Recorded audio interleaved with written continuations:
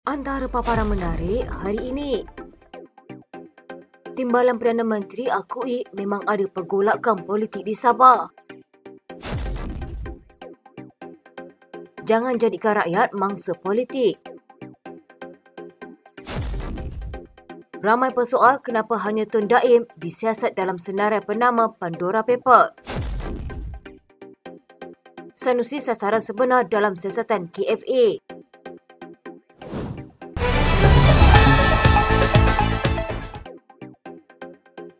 Pelakon, penerbit dan usahawan Roshamno meraih perhatian umum apabila mengemukakan cadangan agar rumah pelacuran khusus untuk pekerja asing dibuka di negara ini. Menurut Rosham, pandangan itu dibuat berdasarkan jumlah pekerja dan pendatang asing yang dilihatnya semakin membanjiri Malaysia sejak kebelakangan ini. Pendatang yang datang ke negara kita ni ada lebih kurang 3 juta yang bekerja dekat negara kita ni. Bini semua tinggal ni. Bini semua tinggal. Namanya pun lelaki. Kalau dia tak faham maksud saya, tak keluarkan, dia nak tonjol kat mana? Justru dakwa Rosham lagi dengan menyediakan rumah pelacuran yang dimaksudkannya itu, sekurang-kurangnya kes rogol dapat dikurangkan. Kalau katakan 3 juta orang ni ada kat keliling kita, kalau dia tengok anak dara kita, tak ada panjat rumah kita, I mean something like that will happen. Jadi bila ada rumah pelacuran tu, at least dia pergi bayar kat sana. Menjengah ke ruangan komen di media sosial, cadangan diketengahkan itu dipersetujui segelintir pengguna alam maya yang menganggap pelakon terbabit bijak meluahkan isu berkenaan secara matang. Kata netizen, akhirnya ada seseorang yang beritahu kebenaran. Pengguna internet yang lain pula berkata, rumah pelacuran ada dibuka secara terkawal di sesetengah negara khususnya di barat. Bagaimanapun ada segelintir pengguna alam maya yang tidak bersetuju dengan cadangan berkenaan kerana ia ditegah dalam Islam. Bahkan mereka berpendapat tidak semua lelaki tidak boleh mengawal nafsu dan dengan mudah terjebak dengan kegiatan maksiat. Kata netizen, Islam haramkan perzinaan tapi menghalalkan perkahwinan. Jangan cakap macam itu Datuk, nanti orang kita penduduk tempatan yang ramai pergi melanggar pelacur. Maaf Datuk, saya tidak bersetuju. Ini sama saja seperti peribahasa gali lubang tutup lubang, nak selesaikan satu masalah nanti menimbulkan masalah yang lain. Timbalan Perdana Menteri Datuk Seri Dr. Ahmad Zahid Hamidi menjelaskan rakan kerjasama Barisan Nasional UMNO bagi Pilihan Negeri Sabah ke-17 akan datang hanya akan ditentukan selepas Dewan Undangan Negeri Sabah dibubar. Zahid berkata BN bersedia untuk bekerjasama dengan sesiapa sahaja dan mana-mana parti. Kita mempunyai pendirian bahawa politik ini sangat pragmatik dan jalinan kerjasama boleh dilakukan dengan mana-mana sahaja parti politik. Yang penting kerajaan yang akan ditubuhkan itu mesti kerajaan yang mendapat dukungan daripada rakyat majoriti. Dan di dalam perkara ini tentunya kepentingan yang utama adalah mengukuhkan kerajaan madani, kerajaan persatuan di peringkat nasional. Di peringkat negeri semangat itu juga harus ada. Presiden UMNO itu juga menyangkal dakwaan bahawa dia hadir di Sabah ketika ribut politik di negeri berkenaan. Sebaliknya katanya tiada sebarang pergolakan politik besar berlaku di Sabah ketika ini. Saya ingin menolak bahawa terdapat kemelut politik di Sabah. Keberadaan saya di Sabah adalah untuk hadir ke majlis pada hari ini, bukan kerana wujudnya kemelut politik di Sabah. Kalau bagaimanapun perjumpaan saya dengan rakan-rakan kepimpinan politik terutamanya UMNO dan rakan-rakan yang lain serta adalah untuk memastikan beberapa kerja-kerja politik terutamanya di dalam penyusunan struktur tentera setelah selesainya PRU dan juga PRN di 6 negeri. Menurut Zahid, walaupun PRN Sabah hanya akan diadakan selewat-lewatnya pada akhir tahun depan, tetapi tidak salah jika UMNO melakukan tindakan siap siaga. Jangan ada mana-mana pihak yang membuat analisis atau membuat spekulasi bahawa sesuatu sedang berlaku dari segi politik di negeri Sabah. Sebelum ini, Zaid berkata dia akan berada di Sabah untuk menyelesaikan ketegangan politik yang dilaporkan berlaku di negeri itu. Walaupun berlaku pertemuan tertutup dengan pemimpin UMNO Sabah, namun tiada kenyataan berhubung perkara itu dikeluarkan. Perjumpaan itu antara lain dihadiri pengurusi UMNO Sabah, Bermuktar Radit, Bendahari UMNO Sabah, Saleh Zaid Keruak, Setiausaha UMNO Sabah, Jafri Arifin dan Ketua Penerangan UMNO Sabah, Suhaimi Nasir. Turut hadir ialah Setiausaha Agung Barisan Nasional, Senator Zamri Abdul Kadir, Setiausaha Agung UMNO, Ashraf Wajid Dusuki dan beberapa ahli Majlis Kerja Tertinggi UMNO. Antara mereka, Muhammad Alamin dan Rosna Abdul Rashid Shirilin. Sabah dijangka mengadakan pilihan raya negeri tahun depan. Walaupun terdapat jangkaan bahawa Ketua Menteri Sabah, Haji Jino, mungkin akan membubarkan DUN seawal tahun ini. Sementara itu, Zahid berkata BN akan terus menjadi dominan dalam sokongan parti lain.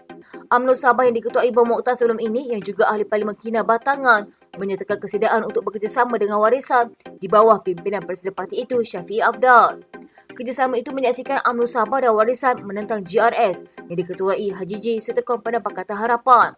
Sebelum ini, Syafiee berkata kerjasama antara Warisan dan UMNO boleh dilakukan demi kepentingan semua rakyat Sabah. Begitu juga Bermuktar yang adalah bekas timbalan Ketua Menteri Sabah juga dilaporkan mengaku UMNO tidak mempunyai sebarang keraguan untuk bekerjasama dengan Warisan. Semua parti itu adalah sebahagian daripada Kerajaan Perpaduan Persekutuan selepas PRU 15. Baik GRS maupun Warisan tidak mempunyai jumlah ahli parlimen yang mencukupi untuk menggugat pegangan kuasa Kerajaan Persekutuan. Pemimpinan negara ini diingatkan tidak menjadikan rakyat sebagai mangsa atau mempertaruhkan harga mahal bagi mencapai kepentingan politik kelompok tertentu. Timbalan Perdana Menteri Datuk Seri Dr. Ahmad Zahid Hamidi berkata, perbezaan pendapat atau pegangan dalam politik tidak menjadi masalah di negara ini yang mengamalkan sikap terbuka. Namun keutamaan perlu diberikan kepada kepentingan rakyat terlebih dahulu. Justru katanya Perdana Menteri Datuk Seri Anwar Ibrahim berusaha keras dalam memastikan politik negara dipertahankan dan kekal stabil yang mampu membawa pembangunan, pertumbuhan ekonomi, pelaburan dan seterusnya kesejahteraan kepada rakyat. Alangkah baiknya kalau politik sentiasa berada di dalam keadaan kedamaian. Ya, benar kita boleh berbeza pendapat. Benar kita boleh berbeza pandangan. Namun yang penting kita harus memberikan keutamaan kepada kepentingan rakyat dan jangan dijadikan rakyat sebagai harga mahal yang terpaksa dibayar kerana perbezaan pegangan politik dan kepentingan politik.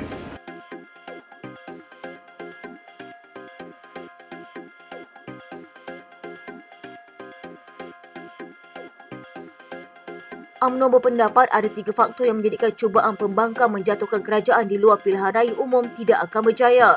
Bahkan menurut Setiausaha Agung UMNO, Ashraf Wajid Dusuki, dakwaan dibuat pihak di luar kerajaan tidak lebih daripada sekadar mainan persepsi untuk mengelirukan orang ramai.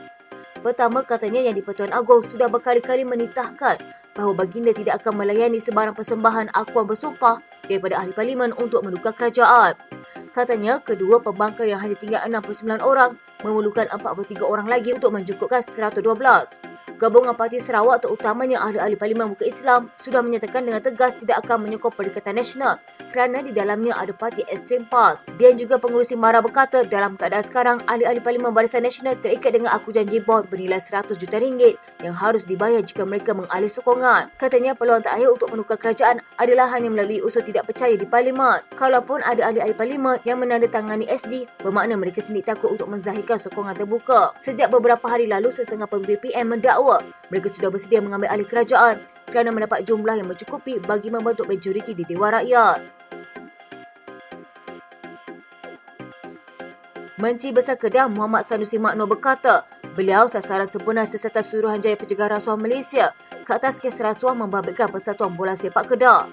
Beliau juga Presiden KFA mendakwa individu ditahan bagi membantu siasatan kes rasuah 6 juta ringgit pada 2020 itu sekadar aksesori kerana dirinya sasaran sebenar mereka mahu kaitkan. Tetapi beliau tidak menjelaskan mereka yang dimaksudkannya itu. Saya ada berbulan-bulan duk pulun cari kan, tak jumpa. Hampa ni nak apa? Nak kebenaran kan, nak kenal orang. Kebenaran hampa dah jumpa, Sanusi tak ada kes apa. Tapi hampa ada-adakan juga. Beliau mendakwa kes itu diada-adakan untuk mempamerkan persepsi Kedah mempunyai banyak kes rasuah, bahkan Persatuan Bola pun terbabit. Tetapi Sanusi berkata, beliau sedia bekerjasama dengan SPRM jika dipanggil membantu siasatan. Kerjasama 28 jam sehari.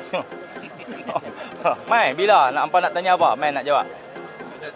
Sabtu lalu, Naib Presiden KFA, Radin Madin mengesahkan CEO Zulkifli Harun antara 4 ditahan bagi membantu siasatan kes rasuah RM6 juta pada 2020. Wang rasuah itu dipercayai sebagai balasan membantu seorang pemilik syarikat mendapatkan tender projek pembinaan litar lumba dan projek mengurus, mengoperasi serta menyelenggara 5 loji takungan air di Kedah. Susulan itu, Sanusi dilaporkan berkata beliau akan mendedahkan rancangan sebenar di sebalik siasatan itu dan mendakwa SPRM digunakan bagi tujuan politik. Beliau turut berkata 4 individu itu digambarkan seolah-olah akan dituduh di mahkamah, sedangkan mereka hanya berada di sana untuk memberi keterangan bagi membantu siasatan. Sanusi mempersoalkan sebab tindakan diambil terhadap 4 individu itu. Bukan 6 juta tau. Sumbangan tu 5 je. Hampa ambil mana 6 tu? Depa bagi. Nampak tak depa jahat? Bagi jadi banyak.